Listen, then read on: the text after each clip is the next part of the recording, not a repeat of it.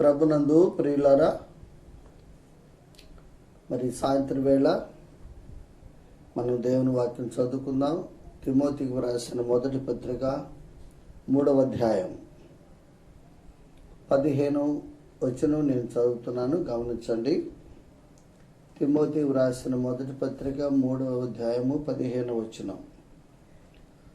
అయినను నేను ఆలస్యము చేసిన యెడల దేవుని మందిరములో అనగా జీవం గల దేవుని సంఘములో జనులు ఎలాగూ ప్రవర్తింపవలెనో అది నీకు తెలియవలనని ఈ సంగతులను నీకు వ్రాయిచున్నాను.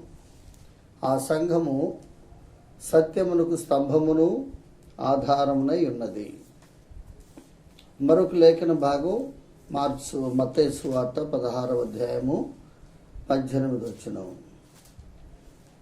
మరియు నీవు పేతురువు, ఈ బండ మీద నా సంఘమును కట్టుదును, పాతాళలోక ద్వారములు దాని ఎదుట నిలువనేరవని నేను నీతో చెప్పుచున్నాను. మనం చదువుకున్న ఈ లేఖన భాగములను మన ప్రియ ప్రభు దీవించునుగాక. ప్రభునందు ప్రియమైన సహోదర సహోదరులారా, మరి దేవుని మహాకృపను బట్టి సంఘము అనే అంశములో కొన్ని సత్యాలు మనం ధ్యానం చేస్తూ వస్తున్నాం. ఆ అంశంలో ఇది 4వ వర్తమానం. ఇప్పటికి 3 వర్తమానాలు అందించడం జరిగింది.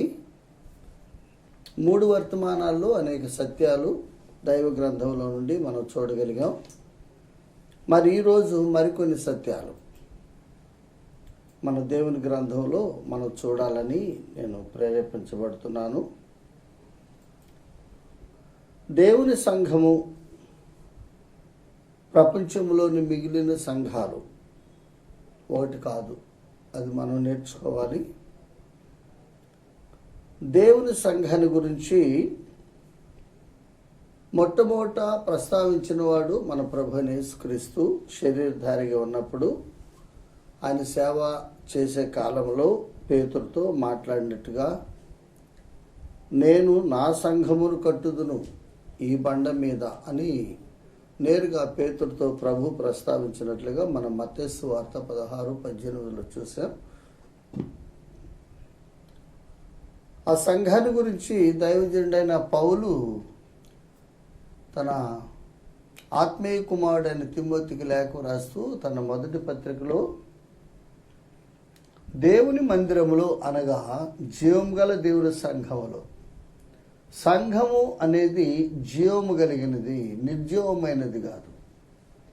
ఈ లోకంలో అనేక రకాలైన సంఘాలు ఉన్నాయి. అవేవి కూడా జీవం కలిగినవి కదా, అవి నిర్జీవమైనవి. కానీ దేవుని సంఘం అనేది జీవము కలిగిన సంఘం. అది మొట్టమొదట మనం నేర్చుకోవాలి. అందులో ఉండేవారెవరు? జనులు. జనులు అంటే వారు మామూలు వారు కాదు, వారు లోక సంబంధులు కాదు, లోకములో నుండి ప్రత్యేకింపబడిన వారు. వారు కూడుకునే స్థలమే సంఘం. వారు ఒక సమూహంగా కూడుకొని ప్రభువుని ఆరాధించేది. అదే సమయంలో వారు సంఘంలో ఎలా ప్రవర్తించాలో కూడా చాలా ముఖ్యమైన అంశం. ప్రవర్తన అనేది చాలా ముఖ్యం. ఇందులో చాలా అంశాలు దాగి ఉన్నాయి. ఈరోజు మనం ఈ లేఖనాన్ని ఆధారం చేసుకొని స్థానిక సంఘం యొక్క లక్షణాలు మనం చూద్దాం. ఆ లక్షణాలు చూసినప్పుడు అందులో ఉన్న వ్యక్తులు ఆ లక్షణాలు కలిగి ఉండాలి, అంతే. కలిగి ఉన్నారో లేదు కూడా ఆత్మ పరిశీలన చేసుకోవాలి. ఎవరికి వారు స్వేచ్ఛాపరులుగా మా ఇష్ట ప్రకారం స్థానిక సంఘంలో, దేవుని సంఘములో, జీవం గల దేవుని సంఘంలో ఉంటామంటే గ్రంథం ఒప్పుకోదు, ప్రభు ఒప్పుకోడు. కాబట్టి ప్రియమైన దేవుని పిల్లలారా, దేవుని సంఘములో ఉండవలసిన లక్షణాలు మనం చూడాలి. ఈనాడు ప్రపంచంలో వేల క్రైస్తవ శాఖలు ఉన్నాయి. అందరూ కూడా మేము దేవుని పిల్లలం, దేవుని సంఘాలని చెప్పుకుంటున్నారు. మంచిది. అయితే వీరందరిలో ఇప్పుడు మనం ధ్యానం చేయబోయే ఈ లక్షణాలు ఉన్నాయో లేవో ఎవరికి వారే ఆత్మ పరిశీలన చేసుకోవాలి. లేకపోతే తమ్మును తామే మోసపుచ్చుకుంటారు. అంతే, ఎవరిని మోసపుచ్చలేరు. ఆ లక్షణాలు లేకపోతే తర్వాత వారు చాలా నష్టపోతారు. చూడండి, ఎవరు దేవుని సంఘం? ఎవరు దేవుని సంఘం అంటే మొదటి లక్షణం మనం చూసినప్పుడు అపోస్తలుల కార్యములు 2వ అధ్యాయం. అపోస్తలుల కార్యములు 2వ అధ్యాయము 47వ వచనం నేను చదువుతున్నాను. ఆనందముతోనూ నిష్కపటమైన హృదయముతోనూ ఆహారము పుచ్చుకొనుచుండ్రి, మరియు ప్రభువు రక్షణ పొందుతున్న వారిని అనుదినము వారితో చేర్చుచుండెను. ప్రభువు రక్షణ పొందుతున్న వారిని అనుదినము వారితో చేర్చుచుండెను. వారితో అంటే ఎవరితో?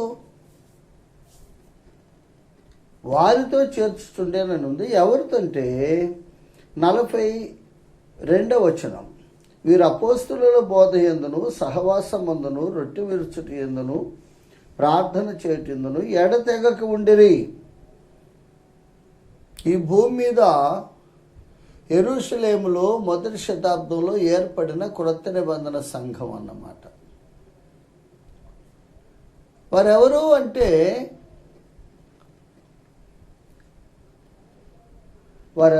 అంటే చూడండి,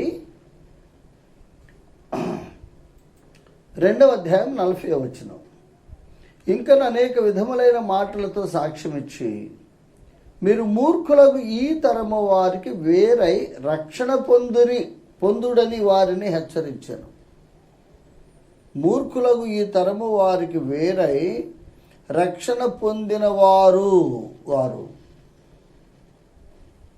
కాబట్టి సంఘము అంటే రక్షణ పొందినవారు. అదే మాట ఇక్కడ మనం 47లో కూడా ఏం చదివాము? ప్రభువు రక్షణ పొందుతున్న వారిని. ప్రభునందు ప్రియమైన దేవుని పిల్లలారా, నేను ప్రతి వర్తమానములో ఇదే విషయాన్ని ప్రస్తావిస్తున్నా.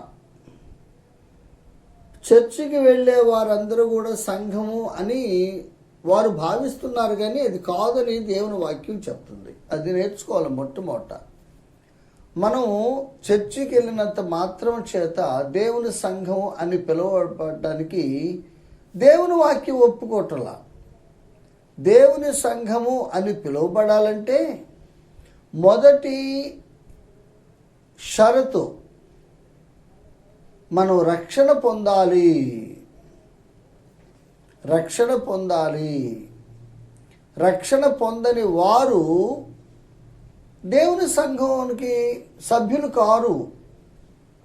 దేవుని సంఘములో వారు చేరడానికి ప్రభు ఒప్పుకోడు. ఒకవేళ వారు చర్చిస్కి రావచ్చు. మనం మాటికి ఆ విషయాన్ని జ్ఞాపకం చేసుకుంటున్నాం. వారు చర్చికి రావచ్చు, కార్యక్రమాలన్నీ చేయవచ్చు, కానీ రక్షణ లేకపోతే వారు దేవుని సంఘంలో సభ్యులు కారు. దేవుని సంఘంలో సభ్యులు కారంటే ఎంత ప్రమాదమో తెలుసా? వారు అపవాది పిల్లలుగానే మిగిలిపోతారు, దేవుని పిల్లలు కారు. అపవాది పిల్లలైతే చివరికి వారి స్థితి ఏమిటి? బైబిల్ ఏం చెప్తుంది? అపవాదికిని వారి దూతలకును సిద్ధపరిచిన నిత్యాగ్నికి వారు వెళ్తారు, అంటే నరకం. కాబట్టి ప్రియమైన దేవుని పిల్లలారా, దేవుని సంఘం, జీవము గల దేవుని సంఘములో సభ్యులు ఎవరు అంటే రక్షణ పొందిన వారు. అది మనం నేర్చుకోవాలి. కాబట్టి నేను ప్రార్థనకి వెళ్తున్నానండి, మందిరానికి వెళ్తున్నాను, చర్చికి వెళ్తున్నాను, అన్ని యాక్టివిటీస్లో నేను చాలా యాక్టివ్గా ఉంటున్నానని మనం ఎంత చెప్పినా రక్షణ లేకపోతే మన గతి జీవితకాలం మందిరానికి వెళ్ళినా చివరికి అగ్నిగుండం. అది మనం నేర్చుకోవాలి. అందులో ఇక్కడ ప్రభు యొక్క పాత్ర కూడా మనం చూస్తున్నాం. 2:47 చూడండి. మరియు ప్రభు రక్షణ పొందుచున్న వారిని అనుదినము వారితో చేర్చుచుండెను. ఒక వ్యక్తి సంఘంలో చేర్చేది ఎవరంటే ప్రభువు, వ్యక్తులు కాదు, ఏ సేవకుడు కాదు, ఏ సంఘ పెద్ద కాదు, ఏ పాస్టర్ కాదు, ఏ రెవరెండ్ కాదు, ఏ గొప్ప నూతనాయకుడు కాదు. ఒక వ్యక్తి దేవుని సంఘంలో చేర్చబడాలంటే ఆ సంఘంలో చేర్చేవాడు ప్రభువు. ఎందువల్ల అంటే ఈ లోకంలో ఏ మనుష్యునికి కూడా సంఘములో ఒక వ్యక్తిని చేర్చే అధికారం లేదని మనం నేర్చుకోవాలి. ఎందుకు ప్రభు చేరుస్తున్నాడు? ఎందుకు మానవుని హక్కు లేదు? సహజంగా మనం మొదటి నుంచి ధ్యానిస్తున్నట్లుగా మనం డబ్బులు కలెక్ట్ చేసి, లేకపోతే మనం డబ్బులు సమకూర్చుకొని, లేకపోతే మన సొంత ఖర్చు పెట్టుకొని పెద్ద పెద్ద మందిరాలు కడుతున్నాం కదా, అందులో దేవుని పని చేపిస్తున్నాం కదా.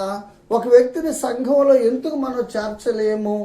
ఆ అధికారం ప్రభు మనకు ఎందుకు ఇవ్వలేదంటే, ఈ సంఘము ఏ మనుష్యునిది కాదు, ఏ మానవునిది కాదు, ఈ సంఘము దేవునిది. ప్రభు ఏం చెప్పాడండి? మొట్టమొదట 16వ అధ్యాయం మత్తయి 18లో, నేను నా సంఘమును కట్టుదును. సంఘము దేవునిది. కాబట్టి ఒక వ్యక్తిని తన సంఘంలో చేర్చే అధికారం దేవునికి ఉంది. అది మనం నేర్చుకోవాలి. కాబట్టి ఒక వ్యక్తి ఒక స్థానిక సంఘంలో చేర్చబడాలి అంటే ప్రభు అనుమతి కావాలి. ప్రభు అనుమతి లేకుండా ఏ వ్యక్తి కూడా స్థానిక సంఘంలో సభ్యుడు కాలేరు, సభ్యురాలు కాలేరు. గమనించాలి. ఎంత స్పష్టంగా వ్రాయబడి ఉంది. ప్రభువు చేర్చుచుండెను, మానవుడు కాదండి. ఎందుకు? సంఘం ప్రభుది. కడు ప్రియమైన దేవుని పిల్లలారా, మనము చేర్చబడాలి. అందుకే ఇక్కడ చూడండి 41లో కూడా చూస్తే 2వ అధ్యాయం అపోస్తుల కార్యాలు 3000 మంది చేర్చబడిరి. చూసారా? చేర్చబడిరి. ఎవరి దగ్గర? దేవుని సంఘములో. కాబట్టి వారి రికమెండేషన్తో, వీరి రికమెండేషన్తో నేను సంఘంలో సభ్యుడిని, సభ్యురాలు అవుతానంటే అది దేవుని సంఘం లక్షణం కాదు. కాబట్టి ఒక వ్యక్తి సంఘంలో చేర్చబడాలంటే ప్రభు అనుమతి కావాలి. ప్రభు అనుమతి ఉంటేనే ఆ వ్యక్తి సంఘంలో చేర్చబడతారు. కాబట్టి చేర్చేవారు ప్రభు. ఎందువల్ల ఆయన ఎందుకు చేరుస్తున్నాడు? ఒక మాట చూడండి. యోహాను సువార్త 5వ అధ్యాయం చూసినట్లయితే 5వ అధ్యాయము 24వ వచనం, నా మాట విని నన్ను పంపిన వాని యందు విశ్వాసముంచువాడు నిత్య జీవము గలవాడు. నిత్య జీవము గలవాడు. ఎవరికి నిత్య జీవం దొరుకుతుంది? ఎవరు సంఘంలో చేర్చబడతారు? నా మాట విని నన్ను పంపిన వాని యందు విశ్వాసముంచువాడు. అంతే. ఇంకెక్కడేదో చాలామంది ఏమంటున్నారంటే ఒక్క మాట అది అలాగే ఉంచి తిమోతికి వ్రాసిన 2వ పత్రిక చూసినట్లయితే, తిమోతికి వ్రాసిన 2వ పత్రిక 1వ అధ్యాయం 9వ వచనం,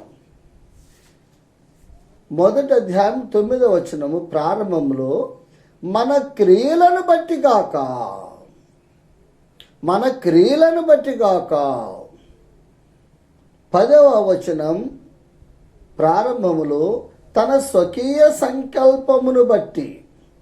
10వ వచనం చివరి భాగములో, తన కృపను బట్టి మనలను రక్షించి పరిశుద్ధమైన పిలుపుతో ఆయన మనలను పిలిచెను. చూసారా? ఇందులో మానవుని ప్రమేయము, మానవుని కష్టము ఏమి లేదు. ఒక వ్యక్తి దేవుని సంఘంలో సభ్యులు కావాలంటే ఏదో కార్యాలు చేయాలి, ఏదో ప్రయాసపడాలి అన్నట్లుగా ఈ రోజుల్లో చాలామంది బోధలు చేస్తున్నారు. ఇది వారికి తెలియకనే. ఒక విధంగా అది అమాయకమైన బోధ. అది దేవుని వాక్య ప్రకారం చూస్తే పేతురు వ్రాసిన 1వ పత్రిక చూడండి. పేతురు వ్రాసిన రెండవ పత్రిక, పేతురు వ్రాసిన రెండవ పత్రికలో చూస్తే 3వ అధ్యాయము 16వ వచనం, వీటిని గూర్చి తన పత్రికలన్నిటిలోనూ బోధించుచున్నాడు. అయితే వాటిలో కొన్ని సంగతులు గ్రహించడం కష్టమైనవి, వీటిని విద్యావిహీనులను అస్థిరులైన వారును తక్కిన లేఖనములను అపార్థము చేసినట్లు తమ స్వకీయ నాశనమునకు అపార్థము చేదురు. 17వ వచనం, ప్రియులారా, మీరు ఈ సంగతులు ముందుగా తెలుసుకొని ఉన్నారు కనుక మీరు నీతి విరోధుల తప్పు బోధ వలన తొలగింపబడి మీకు కలిగిన స్థిర మనస్సును విడిచి పడిపోకుండా కాచుకొని ఉండుడి. ప్రియులారా, గమనించండి, ఈ లేఖన భాగాలన్నీ ఏం సెలవిస్తున్నాయి అంటే, ఒక వ్యక్తి రక్షణ పొందాలంటే మానవుని యొక్క ప్రమేయము కానీ, మానవుని యొక్క ప్రయాస కానీ, మానవుని యొక్క నీతి క్రియలు కానీ ఆధారం కాదని సెలవిస్తున్నాయి. చాలా స్పష్టంగా ప్రభు చెప్పిన మాట మనం చదువుకున్నాం. 5:24 యోహాను సువార్త, నా మాట విని నన్ను పంపిన వాని యందు విశ్వాసం ఉంచువాడు నిత్య జీవము గలవాడు. ఇక్కడేం షరతుందండి? ఇక మానవుని ప్రయాసకి ఇక్కడేం ఆస్కారం ఉంది? వాడు తీర్పులోకి రాకంటే ఈ తీర్పు ఏది? బైబిల్లో చాలా తీర్పులు ఉన్నాయి. ఈ తీర్పు ఏ తీర్పు అంటే, ఒక్కసారి ప్రకటన గ్రంథం 20వ అధ్యాయం తీయండి. ప్రకటన 20:11, మరియు ధవళమైన మహాసింహాసనమును దాని యందు ఆసీనుడైన ఒకనిని చూచితిని. 13 మూడవ లైన్, వారిలో ప్రతివాడు తన క్రియల చొప్పున తీర్పు పొందెను. ఈ తీర్పులోకి రాడు. అది ఎవరైతే యేసు ప్రభువుని నమ్ముకొని, ప్రభు చెప్పినట్లుగా యోహాను సువార్త 5:24లో నా మాట విని నన్ను పంపిన వాని యందు విశ్వాసముంచువాడు నిత్య జీవము గలవాడు, వాడు తీర్పులోనికి రాకంటే ఇది పాపుల తీర్పు అన్నమాట. ప్రకటన గ్రంథం 20:11లో ఉన్నది. ఈ పాపులందరికీ ధవళమైన మహాసింహాసనము తీర్పు ఉన్నది. యేసు ప్రభువుని నమ్మని వారు ఈ పాపులంటే ఒకటేనండి. ఒక్క మాట చూడండి, పాపులంటే ఎవరు అని మనం చూస్తే కీర్తనల గ్రంథం 9వ అధ్యాయం, కీర్తనల గ్రంథం 9:17 చూస్తే, దుష్టులను దేవుని మరచు జనులందరూ పాతాళమును దిగిపోదురు. దుష్టులను దేవుని మరచు జనులందరూ పాతాళమును దిగిపోదురు. కాబట్టి ప్రియమైన దేవుని పిల్లలారా, ఈ దేవుని మరచని జనులంటే వీరు చాలా మంచివారు అన్నమాట. సొసైటీలో, సమాజంలో వీరికి చాలా మంచి స్థానం ఉంటుంది. సమాజంలో వీరందరికీ మేలే చేస్తారు. చాలామంది ఎవరు కీడు చేయరు. ఆ లోకరీతిగా చెప్తే వీళ్ళు ధర్మదాతలు అన్నమాట. వారి చేతికి ఎమ్ముకుండదు, ఎవరికైనా సహాయం చేస్తారు, అందరితో మంచిగా ఉంటారు. కానీ వారు కూడా అగ్నిగుండానికి వెళ్తారు, పాతాళానికి దిగిపోతారట.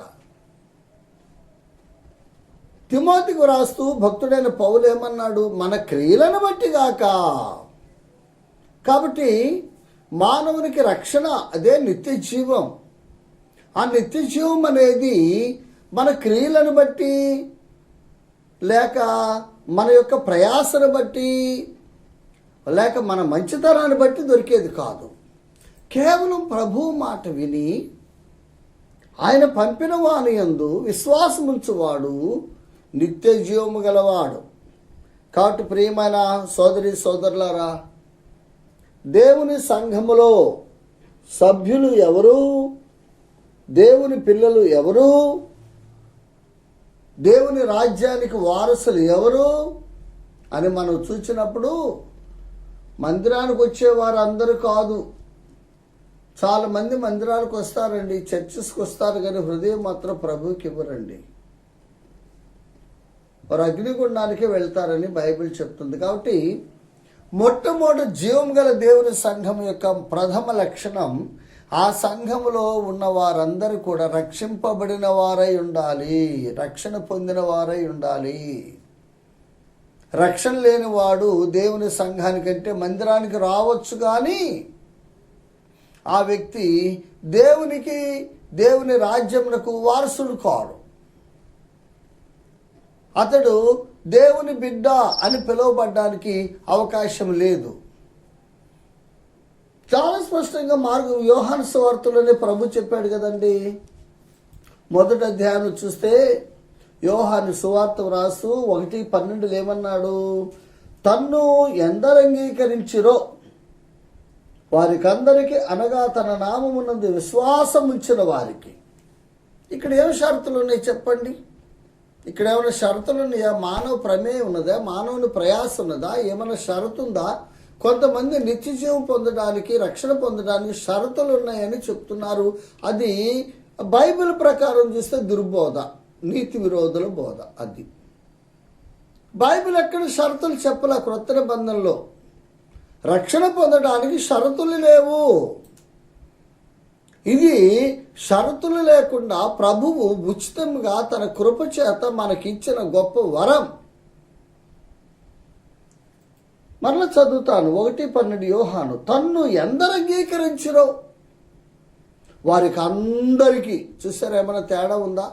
ఇక్కడ కులం కానీ, మతం కానీ, ఆ చిన్న పెద్ద, డబ్బున్నవారు లేనివారు, విద్యాధికులు విద్య లేనివారు, ఏ తేడా లేదు. వారికి అందరికీ, ఎవరు అంగీకరిస్తే వారికి, తన నామమునందు విశ్వాసం ఉంచిన వారికి దేవుని పిల్లలగుటకు ఆయన అధికారం అనుగ్రహించను. ఆయన అధికారం ఇస్తే మనం ఎవరు అండి? వారికి షరతులు కావాలి. షరతులు లేకపోతే వారు పొందిన నిత్య జీవం ఉండదు, రక్షణ ఉండదు, వారు అగ్నిగుండానికి వెళ్తారని మనం చెప్తున్నామంటే వాక్యం అంగీకరించటం లేదు కదా. కాబట్టి ప్రియమైన దేవుని పిల్లలారా, సంఘము, జీవం గల దేవుని సంఘం అంటే ఎవరు అనుకున్నారు? మందిరానికి వచ్చేవారు అందరూ సంఘం కాదు, అది గుర్తించాలి. ఎవరైతే యేసు రక్తంలో కడగబడ్డారో, ఎవరైతే యేసు ప్రభువా నేను పాపిని, నా పాపాలు క్షమించమని అడిగారో, ఎవరైతే ఆయన యందు విశ్వాసం ఇచ్చారో వారు దేవుని పిల్లలు, వారు నిత్య జీవము కలిగిన వారిని చాలా స్పష్టంగా లేఖనాలు సెలవిస్తున్నాయి. అది పొందడానికి మన క్రియలకి సంబంధం లేదు, మన క్రియలను బట్టి కాక. కాబట్టి ఎవరు సంఘం అంటే మొదటి లక్షణం రక్షణ పొందినవారు. వారిని సంఘంలో చేర్చేవాడు ఎవరు అంటే ప్రభు, ఏ మనుష్యుడు కాదు. కాబట్టి ప్రియమైన స్నేహితుడా, సోదరి, ఈ వాక్యం వింటున్న నీవు రక్షించబడ్డావా? రక్షణ పొందినావా? ఆయన మాట వింటున్నావు కానీ ఆయన ఎందుకు విశ్వాసం ఉంచావా? యేసుప్రభు ఏమన్నాడంటే 5:24 నా మాట విని నన్ను పంపిన వాని ఎందుకు విశ్వాసం ఉంచువాడు. వింటున్నారు కానీ విశ్వాసం ఉంచట్లేదు. అది పెద్ద సమస్య. ఇప్పుడు వినని వారెవరండి? వాక్యం చాలా విరివిగా వినబడుతుంది. వాక్యం, రక్షణ సువార్త విరివిగా వినబడుతుంది కానీ దానిని ఎవరు అంగీకరించటంలా. కాబట్టి దేవుని సంఘము అంటే ఒక చర్చి కట్టుకొని ఆ చర్చికి వచ్చే వాళ్ళందరూ దేవుని సంఘం కాదు. ఒకవేళ వాక్యం చెప్పొచ్చు, వాక్యం చెప్పిన మాత్రం చేత ఆయనతో దేవుని సంఘం అని చెప్పడానికి, విశ్వాసం చెప్పడానికి, నిత్యజీవం పొందిన వాడని చెప్పడానికి అవకాశం లేదు. దేవుని సంఘము, దేవుని పిల్లలు చాలా స్పష్టంగా ఉంది. నిత్యజీవం పొందిన వారు, మరొక మాట చెప్పాలంటే రక్షణ పొందిన వారు ఎవరు అంటే యేసు ప్రభు రక్తధారలో కడుగబడిన వారు. ఆయన మాటలు వినాలి, ఆయన యందు విశ్వాసం ఉంచాలి. ఈ రెండు చేయాలి. అద్భుతాల ద్వారా, సూచక్రియల ద్వారా, స్వస్థత ద్వారా నేను రక్షణ పొందానంటే అది దైవ గ్రంథం ఒప్పుకోవట్ల. కాబట్టి మొదటి లక్షణం సంఘం, జీవము గల దేవుని సంఘం.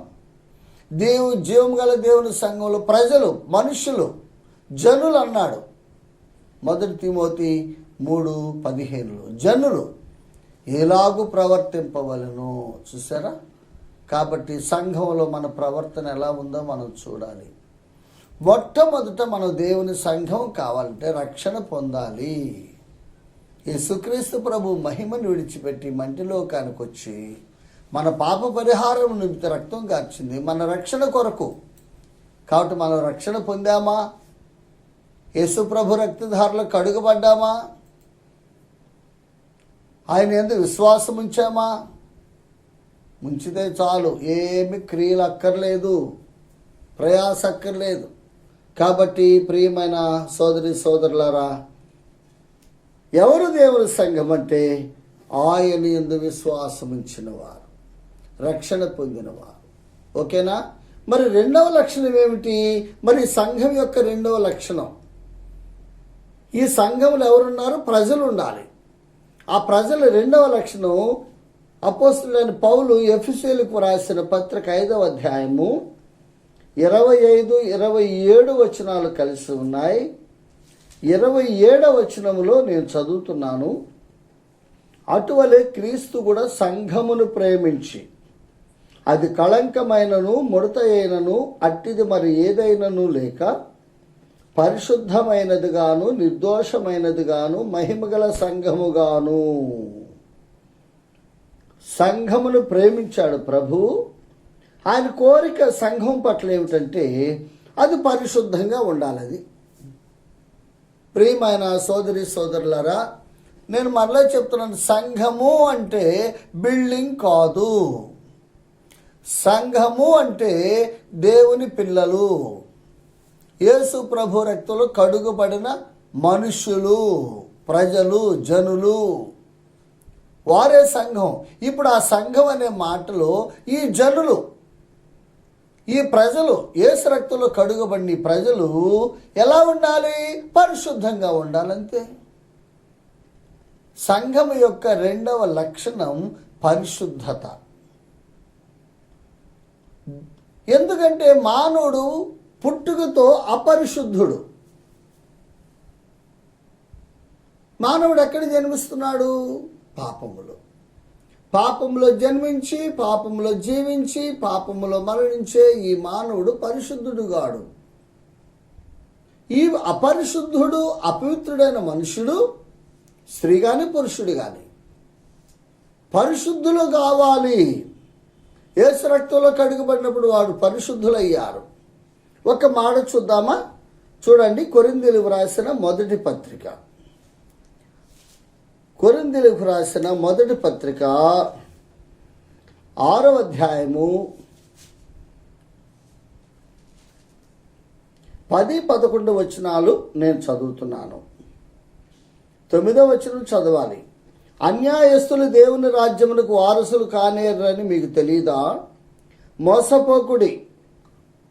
జారులైనను విగ్రహారాధకులైనను వ్యభిచారులైనను ఆడంగితనము గలవారైనను పురుష సంయోగులైనను దొంగలైనను లోభులైనను త్రాగుబోతులైనను దూషకులైనను దోచుకుని వారైనను దేవుని రాజ్యమునకు వారసులు కానేరరు.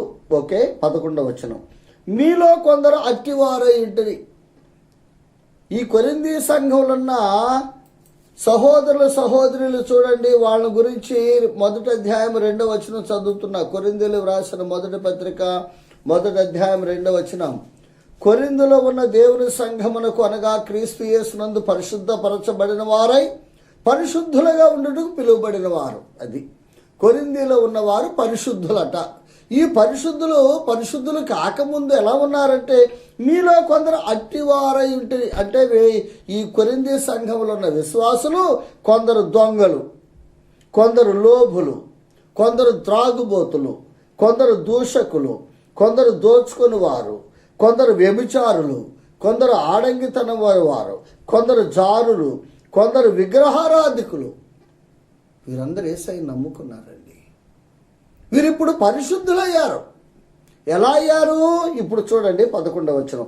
మీలో కొందరు అట్టివారై ఉంటుంది కానీ ప్రభు అయిన యేసు క్రీస్తు నామమునను మన దేవుని ఆత్మయందును మీరు కడుగబడి పరిశుద్ధపరచబడిన వారై నీతిమంతులుగా తీర్చబడితిరి. ఇందులో ఏమన్నా ఈ కొరింథీ పరిశుద్ధుల ప్రయాసం ఉందంటారా? ఈ కొరింథీలు పరిశుద్ధులు కావడానికి ఏమన్నా తపస్సు చేశారా? ఏమైనా సభలు పెట్టారా? ఏమైనా ప్రయాసపడ్డారా? కష్టం చేశారా? చెమట గార్చిన ఏమీ లేదు. ప్రభు అయిన యేసుక్రీస్తు నామమున మన దేవుని ఆత్మయందును మీరు కడుగబడి పరిశుద్ధపరచబడ్డారు. కాబట్టి ప్రియమైన దేవుని పిల్లలారా, దేవుని సంఘములో ఉండేవారు పరిశుద్ధులు. అది ఇంతకీ నేను చెప్పబోయేది ఏమిటంటే, ఎవరు పరిశుద్ధులు అంటే దేవుని రక్తములో, యేసు ప్రభు రక్తంలో కడుగబడిన వారు పరిశుద్ధులు. ఎవరు ఒప్పుకోని ఒకప్పుడు మునుపు చెడ్డవారేనండి. పుట్టుకతో ఎవరు మంచివారు? అక్కడ ఏం చదువుకున్నాం? 1 కొరింథీ 6:9 చాలా చెడ్డ లక్షణాలు ఉన్నాయి. ఏ మానవుడు మంచివాడు కాదు, భూమి మీద పుట్టినవాడు పాపి.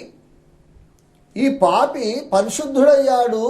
ఎలా అయ్యాడంటే యేసు రక్తంలో కడుగుబడి పరిశుద్ధపరచబడ్డాడు. ఇప్పుడు ప్రభు ఏం అడుగుతున్నాడంటే, ఆయన సంఘము, జీవము గల దేవుని సంఘములో ప్రభు పరిశుద్ధతను అడుగుతున్నాడు.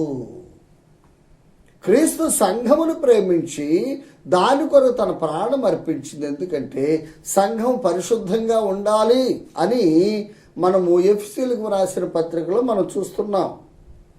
మరొక లేఖన భాగం చూడండి, తెస్సలోనికైలకు రాసిన మొదటి పత్రిక 4వ అధ్యాయం చూస్తే 7వ వచనం. పరిశుద్ధులగుటకే దేవుడు మనలను పిలిచెను. ఎందుకు రక్షించాడు? యేసు ప్రభు నమ్మి మళ్ళీ ఆ పాత లక్షణాలు, వాడు పూర్వం దొంగ, యేసయ్య నమ్ముకున్నాడు, ఇంకా దొంగతనం చేస్తే ఎందుకు నమ్మినట్టండి? పూర్వం బూతులు మాట్లాడేవాడు, ఆ బూతులు మాట్లాడి ప్రభువుని నమ్మాడు, మళ్ళీ బూతులు మాట్లాడితే ఎలాగండి? ఒకడు దూషకుడు, ఒకడు రౌడీ, ఒకడు చెడ్డ భాష వాడతాడు, ఒకడు త్రాగుబోతూ, ప్రభువుని నమ్ముకున్నాడు. అవి మానాలి. అదే కదా పరిశుద్ధత అంటే.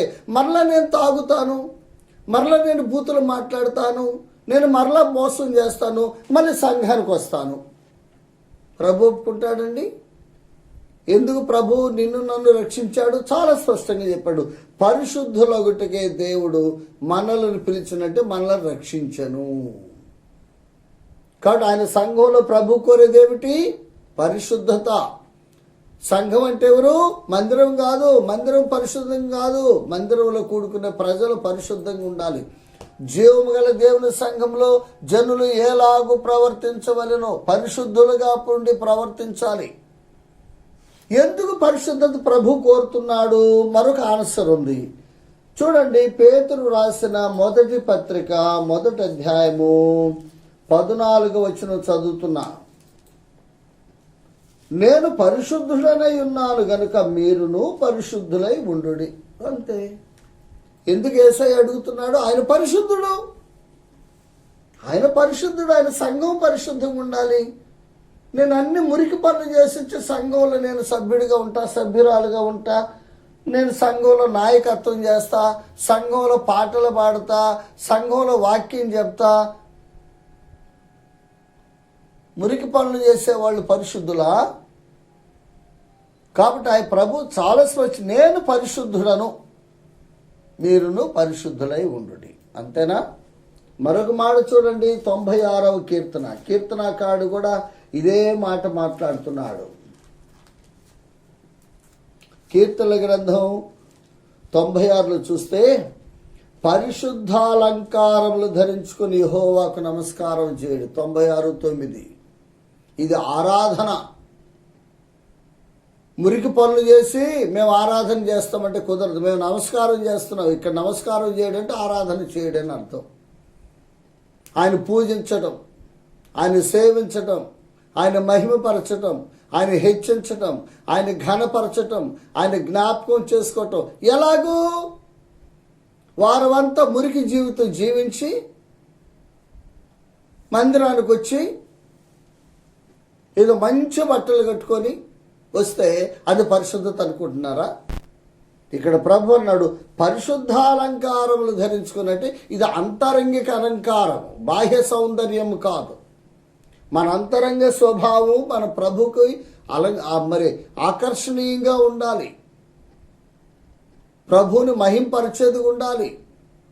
మన జీవితంలో వారమంతా అపరిశుద్ధత, అపితర జీవితం జీవించి, ప్రభుకి ఇష్టం లేని జీవితం జీవించి, ఆదివారం వచ్చి ఆయనకు నమస్కారం చేస్తే అది ఆయనకు అంగీకారం కాదు. ఏమన్నాడు? ఇది ఒక షరతు అన్నమాట. నువ్వు నమస్కారం చేయడానికి వచ్చావు ఆదివారం, అంటే ఆరాధన చేయడానికి వచ్చావు, కానీ నీలో పరిశుద్ధ అలంకారములు లేవు, అంటే పరిశుద్ధత లేదు. అపరిశుద్ధుడిగా, అపరిశుద్ధురాలుగా వారం అంతా జీవించావు, ఆదివారం మాత్రం వచ్చి నన్ను ఆరాధించబోతున్నావు, ఈ ఆరాధన నేను అంగీకరించనంటున్నాడు. ప్రియమైన సోదరుడా, ఎవరు ఆరాధన ప్రభు అంగీకరిస్తాడంటే పెద్ద ప్రసంగాలు చేసేవాళ్ళు, దీర్ఘస్థుతులు చెల్లించేవాళ్ళ ఆరాధన కాదు. వారమంతా పరిశుద్ధత కాపాడుకునే వారి ఆరాధన ప్రభు అంగీకరిస్తాడని మనం నేర్చుకోవాలి. 93వ కీర్తనలో కూడా చూస్తే 5వ వచనంలో, నీ శాసనములు ఎన్నడూనూ తప్పిపోవు, యెహోవా ఎన్నటన్నిటికీ పరిశుద్ధతయే నీ మందిరమునకు అనుకూలము. ఇక్కడ మందిరం అంటే సంఘము, అంటే దేవుని పిల్లలు. దేవుని పిల్లలు ఏది కావాలి? పరిశుద్ధతయే. ఇంత స్పష్టంగా లేఖన భాగాలు మనకు సెలవిస్తూ ఉన్నాయి. కాబట్టి ప్రియమైన దేవుని పిల్లలారా, దేవుని సంఘం, జీవము గల దేవుని సంఘములో ప్రజలు ఎలా ఉండాలంటే పరిశుద్ధులుగా ఉండాలి. హెబ్రీలకు రాస్తూ దైవజనుడైన పౌలు కూడా ఒక మాట మనకు జ్ఞాపకం చేస్తున్నాడు. హెబ్రీలకు రాసిన పత్రిక 12వ అధ్యాయము 14వ వచనం, పరిశుద్ధత లేకుండా ఎవడును ప్రభువును చూడడు. పరిశుద్ధత లేకుండా ఎవడును ప్రభువును చూడడు. ఈ చూడడు అనే మాట ఒకసారి మనం చూస్తే అపోస్తలుల కార్యములు 2వ అధ్యాయం చూడండి. అపోస్తలుల కార్యం 2వ అధ్యాయంలో మరి పేతురు ప్రసంగిస్తూ ఒక మాట అన్నాడు. దావీదు అన్న మాటని ఇక్కడ మనకు జ్ఞాపకం చేస్తున్నాడు. 2:25లో ఆయనను గూర్చి దావీదు ఇట్లా, నేను ఎల్లప్పుడూ నా ఎదుట ప్రభువును చూచుచుంటిని. చూసారా? ప్రభువును చూచుచుంటిని. ఇక్కడ 12:14 హెబ్రీ పత్రికలో పౌలు భక్తుడు ఏమన్నాడు? పరిశుద్ధత లేకుండా ఎవడును ప్రభువును చూడడు. ఇక్కడ దావీదు ఏమన్నాడు? నేను ఎల్లప్పుడూ ప్రభువును చూచుంటుని. ఏమిటిది అంటే దావీదులో ఏముంది? పరిశుద్ధత. పరిశుద్ధత ఉంది కాబట్టి ప్రభువును చూడగలుగుతున్నాడు. ప్రభువును చూడడం అంటే అది ఆధ్యాత్మికమైన భాష. అంటే తన ఎదుట ప్రభువు ఉన్నాడు, తనను ప్రభువు చూస్తున్నాడు, తన మాటలు ప్రభు వింటున్నాడు, తన నడవడిక ప్రభు చూస్తున్నాడు. ఎంత జాగ్రత్తగా ఉండాలి. అది దావీదు ఇక్కడ చెప్తుంది. నేనెల్లప్పుడూ నా ఎదుట ప్రభువును చూచుచుంటిని. నేనెల్లప్పుడూ. ప్రియమైన దేవుని పిల్లలారా, మనం ఆలోచన చేయాలి. మనం మన ప్రియ ప్రభును చూడాలి అంటే మనలో పరిశుద్ధత ఉండాలి. చూడడం అంటే మన కళ్ళ ముందు ఆయన ఏదో ఒక విగ్రహం లాగా మనకు కనబడతాడని కాదు. ఆ యొక్క భావన మనకు ఉండాలి, ఆయన భావన మనకు ఉండాలి. అందుకే కీర్తనాకారుడు కూడా 25వ కీర్తనలో ఒక మాట అన్నాడు చూడండి. 25వ కీర్తన 15వ వచనంలో ఆ భక్తుడు ఏమన్నాడు? నా కనుదృష్టి ఎల్లప్పుడూ యెహోవా వైపునకే తిరిగి ఉన్నది, లోక వైపు లేదు. నా కనుదృష్టి ఎల్లప్పుడూ యెహోవా వైపునకు తిరిగి ఉన్నది. ఇది విశ్వాసుల భావన ఉండాలి. విశ్వాసులు తమ పరిశుద్ధతను కాపాడుకోవాలంటే ఇదే. ఏమండి, ఐగుప్తులో యోసేపు మాత్రం ఉన్నాడు. ఒక శోధన వచ్చింది. అప్పుడు యోసేపు వాడిన భాష మనం చూడాలి. యోసేపు వాడిన భాష చూడండి. ఆ శోధన వచ్చినప్పుడు యోసేపు వాడిన భాష 39 ఆదికాండం 9వ వచనంలో మధ్యలో. కాబట్టి నేను ఎట్లు ఇంత ఘోరమైన దుష్కార్యము చేసి దేవునికి విరోధముగా పాపము కట్టుకొందును. అక్కడ దేవుడు ఉన్నాడట. కాబట్టి యోసేపు ఎవరిని చూస్తున్నాడు? ప్రభువును చూస్తున్నాడు. దావీదు ఎవరిని చూస్తున్నాడు? ప్రభువును చూస్తున్నాడు. పౌలు ఏమని రాస్తున్నాడు? ప్రభువును చూడలేరు మీరు. ఎందుకు చూడలేరు? మీలో పరిశుద్ధత లేదు. కాబట్టి దేవుని సంఘములో ప్రభు కోరే ప్రాముఖ్యమైన లక్షణం పరిశుద్ధత ఉందా? పరిశుద్ధత ఉందా సోదరుడా, సోదరి? బూతులు మాట్లాడి, అబద్ధాలు మాట్లాడి, మోసం చేసి, చెడ్డ వ్యసనాలకు బానిసై, త్రాగుడికి బానిసై, రకరకాల చెడు వ్యసనాలకు బానిసై, ఆదివారం వచ్చి మందిరంలో నేను ప్రభువును చూస్తానంటే అది అసాధ్యము. దేవుని సంఘము పరిశుద్ధమైనది. మన ప్రభువు పరిశుద్ధుడు. ఆయన పిల్లలమైన మనము పరిశుద్ధులంగా ఉండాలి. అది చాలా ముఖ్యమైన అంశం. మనము పరిశుద్ధంగా ఉండాలి. మనలో పరిశుద్ధత లేకపోతే ప్రభువు మనల్ని అంగీకరించడు. అది మనం గమనించాలి. ప్రియమైన సోదరి సోదరులారా, ప్రభు పరిశుద్ధుడు, ఆయన సంఘము పరిశుద్ధమైనది. ప్రభు ఒకటి అడుగుతున్నాడు, నా సంఘములో ఉండే ప్రతి విశ్వాసి పరిశుద్ధులుగా ఉండాలి, పరిశుద్ధులుగా ఉండాలి. అలా లేకపోతే ప్రభువు మనకు తీర్పు తీర్చేవాడు ఉన్నాడు. ఓకేనా? మరొక లక్షణం చూద్దాం. చూడండి, మరి దేవుని సంఘం యొక్క మరొక లక్షణం. ఎందుకంటే ఈ తిమోతికి వ్రాస్తూ దైవజనుడు వాడిన భాష చాలా ప్రత్యేకమైన భాష. అన్నాడు, జీవం గల దేవుని సంఘములో జనులు ఎలాగూ ప్రవర్తించవలను. ఇది జీవం గల దేవుని సంఘం. జనుల ప్రవర్తన చాలా ముఖ్యం. ఈ జీవం గల దేవుని సంఘములో దేవుని పిల్లలు కలిగి ఉండవలసిన మరొక లక్షణం యేసు రక్తంలో కడుగుబడిన వారు. చూడండి, కొరింథీయులకు వ్రాసిన మొదటి పత్రిక 23వ వచనం, మొదటి అధ్యాయం.